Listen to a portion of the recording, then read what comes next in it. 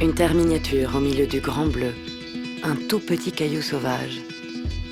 On a beau savoir ce qu'est une île, chacun d'entre nous a en tête une autre île. Une île imaginaire, son île. Celle qui un jour fait prendre le large, tout laisser derrière soi, se réinventer une vie. Qui n'en a jamais rêvé?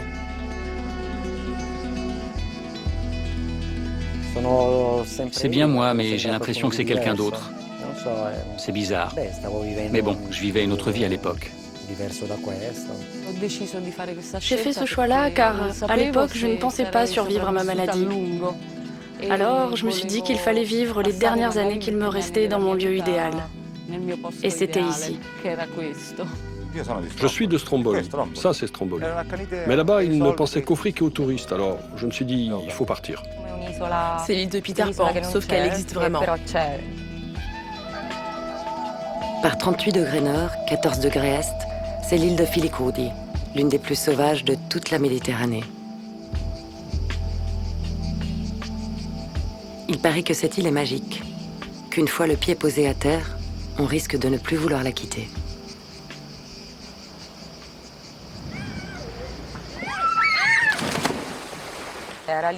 C'était mon idéal de vie. Enfant, je finissais l'école et j'avais hâte de venir ici en vacances. J'étais libre, je pouvais faire tout ce que je voulais. Mais bon, de là en faire ta vie, c'est pas évident. Moi, je ne suis pas une artiste, ni un ermite. En effet, Monica est biologiste. Mais quand on change de vie, il faut savoir s'adapter, se mettre au rythme de l'île.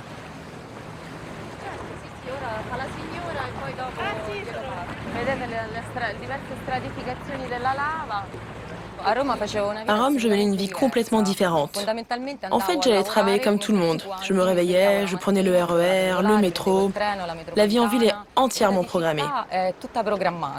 Alors qu'ici, tu te réveilles le matin, tu jettes un œil à la météo et tu choisis quoi faire en fonction de tes envies.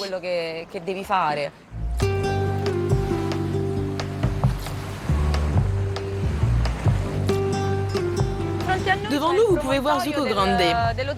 Il y a Giovanni, le pirate, qui vit là-haut.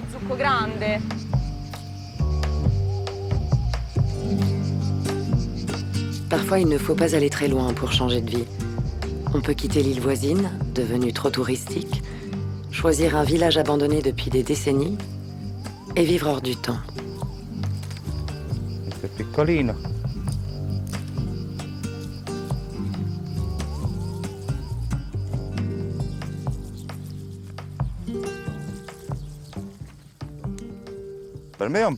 Pour moi, c'est le paradis. Je deviens de plus en plus sauvage. Avant, j'aimais bien aller en ville, mais depuis que je vis ici, je me sens plus sauvage, presque comme un lion. Avec le soleil, je marche, je monte, je descends. La chaleur, moi, ça ne me fait rien. Je vis comme un ermite sur la montagne.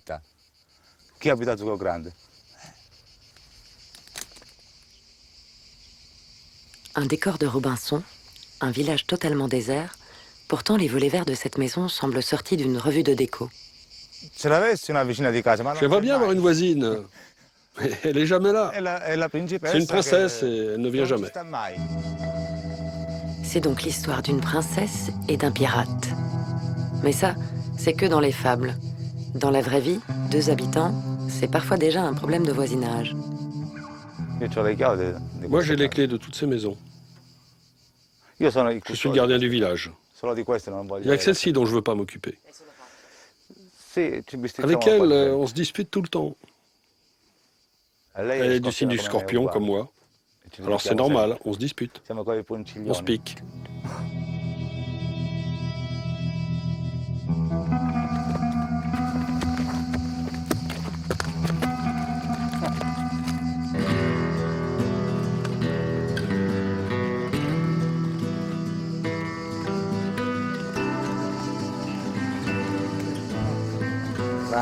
Allez, Marguerite, on y est presque.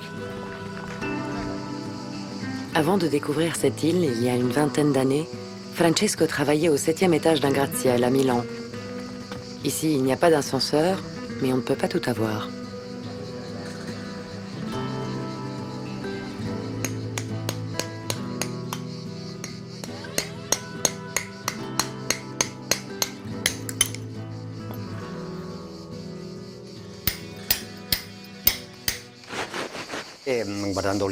Quand tu regardes cette île, tu vois bien que la pierre est omniprésente. Ici, tout a été construit en pierre, car c'était le seul matériau qu'ils avaient. En revanche, ils ne savaient pas ce qu'était un sculpteur. Ils n'en avaient jamais vu avant. Sur une île comme celle-ci, les informations arrivent avec un petit peu de retard, on va dire.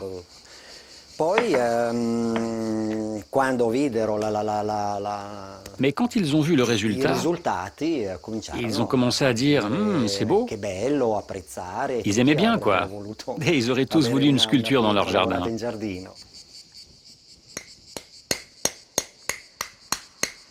Quitter la ville, choisir de vivre ici, tout en exposant à Londres, Séoul, Milan ou Berlin. En gros, avoir le beurre, l'argent du beurre. Allez, Francesco, il y a bien quelque chose qui cloche dans cette nouvelle vie. Il faut choisir la pierre, la transporter jusqu'ici, la sculpter, ensuite la mettre sur le bateau, aller à Londres et l'exposer. Bref, je dois probablement payer pour mes vies précédentes. On l'aura compris, vivre à Filicudi, c'est un peu garder son âme d'enfant. Comme d'imaginer que des feuilles de palmier vont climatiser une voiture, par exemple. Se débrouiller, jouer, éternellement. Quand j'étais petite, j'adorais jouer avec les garçons. Oui, j'ai joué aux poupées, mais je préférais plutôt construire des refuges, explorer, aller chercher des trucs dans la nature. Et plus ils étaient lourds, mieux c'était. Marina a découvert Filicudi dans les années 70, quand l'île était un repère de hippies. Une terre vierge, sans eau courante, sans électricité. C'était la liberté.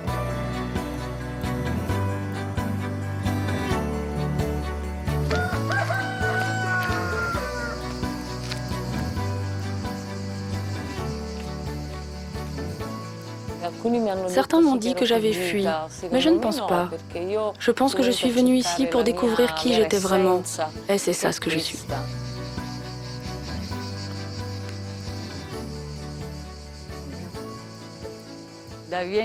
Viens, suis-moi, je vais te faire visiter mon refuge.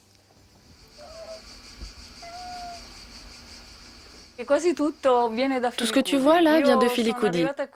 En arrivant ici, j'ai tout laissé derrière moi. Mais à vrai dire, je n'avais pas grand-chose. Vivre dans une grotte sans revenir à l'âge des cavernes, c'est plutôt tentant. Vivre ici te fait sentir protégé, enveloppé. C'est un cocon, un nid, c'est très agréable, presque thérapeutique. Et puis, tu ne te lasses jamais de regarder les murs d'une grotte. Il y a toujours quelque chose à découvrir. La lumière change, les formes aussi. C'est agréable. C'est très rassurant. On a beau tout quitter, on cherche quand même à bâtir, à s'enraciner. Chacun à sa façon.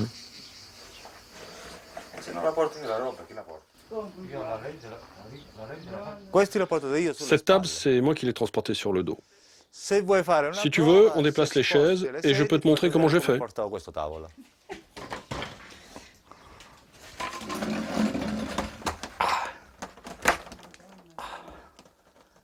Tu vois, je l'ai porté comme ça.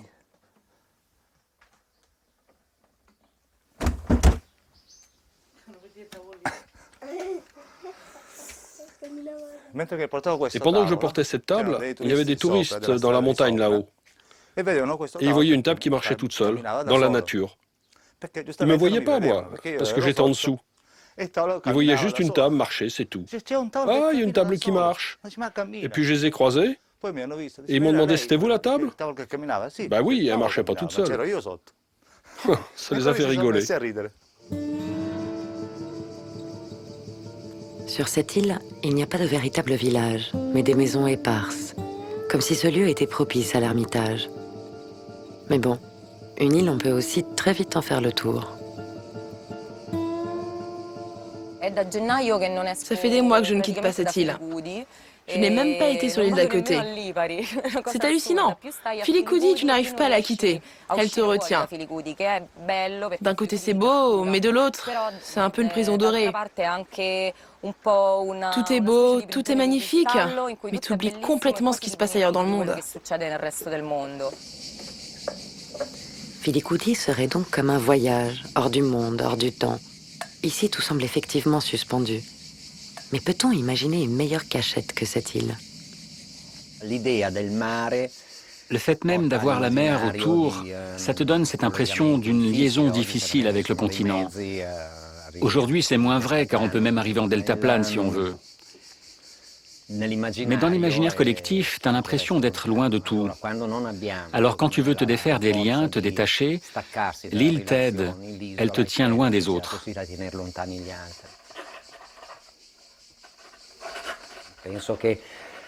Je pense que tous les artistes ont besoin de ça. Ce n'est pas un hasard s'ils se renferment dans leur atelier sans faire entrer personne. C'est un isolement nécessaire. Moi, ça me va, j'aime bien le chant des cigales. D'autres préfèrent peut-être le bruit du tramway.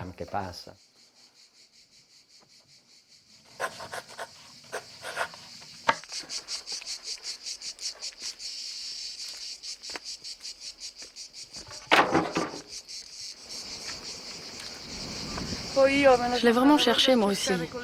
Je choisis toujours les trucs les plus durs.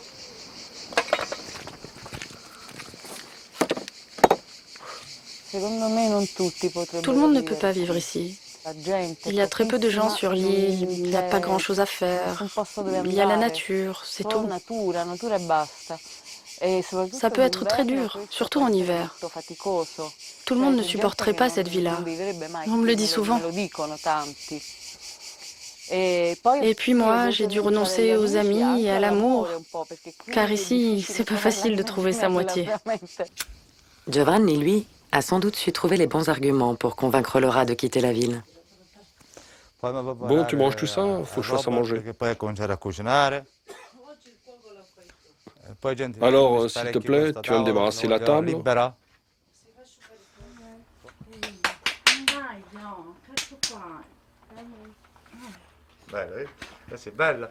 Ça a été le coup de foudre entre nous.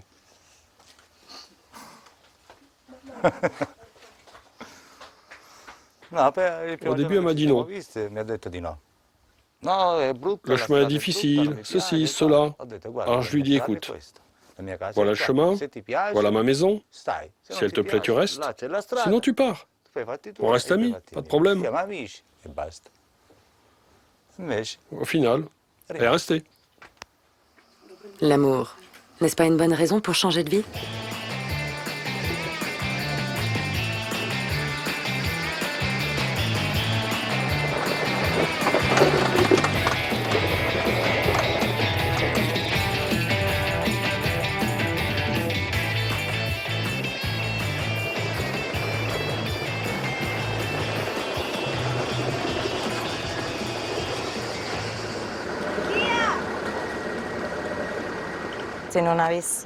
Si je ne l'avais pas rencontré, ça aurait été beaucoup plus dur de prendre cette décision-là. Ma rencontre avec Antonello m'a vraiment convaincue de sauter le pas. Monica, on dirait la statue de la liberté. D'ailleurs, il faut que je lui fabrique une torche, un de ces quatre.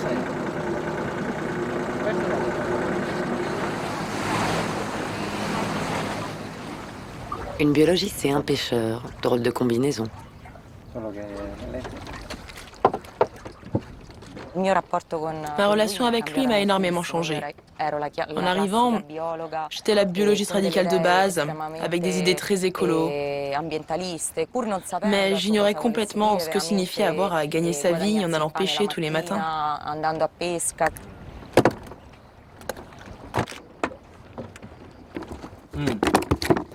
Les petits, on les jette à l'eau. Hein. Oh, faut pas croire, elle les mange aussi.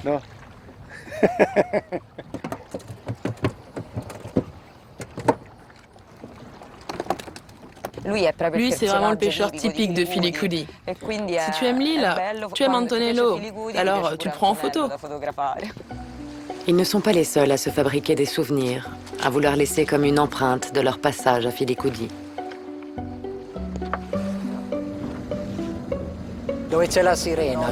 C'est là que se trouve la sirène. On peut y aller à pied, mais c'est dangereux.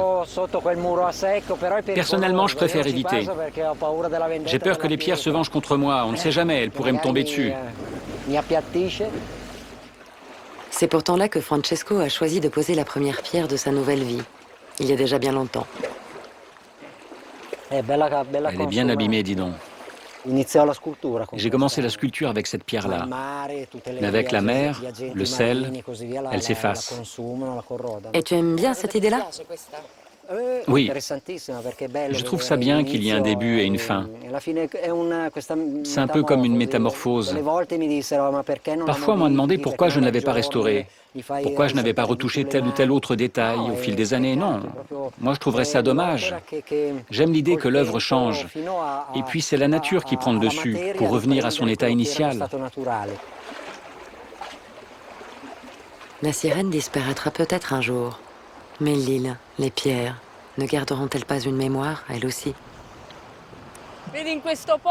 Tu sais, j'ai campé ici un été entier, avec mon premier amoureux. Après avoir vécu ici, c'est difficile d'aller ailleurs. Dans le monde, il y a des endroits très beaux, c'est sûr, mais ils sont plus conventionnels, plus normaux, plus simples. Alors qu'ici, tout est compliqué. Et c'est peut-être ce qui rend cette île magique et intéressante. Ici, tout est à conquérir. Je pense que ces choix de vie sont irréversibles. Je pourrais changer d'île, mais aller en ville ou même sur le continent, je ne sais pas si je le ferai un jour.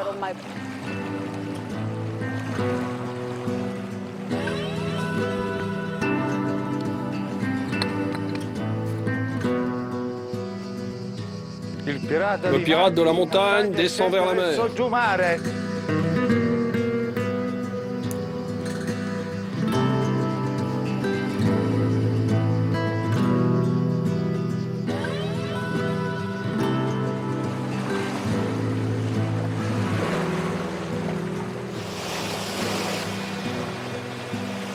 Moi, je ne bougerai jamais d'ici.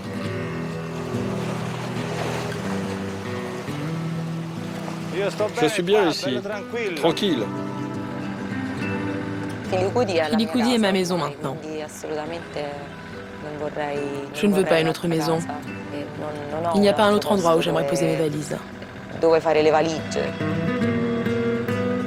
Le ferry quittera le port demain matin, à 9 h, direction le continent.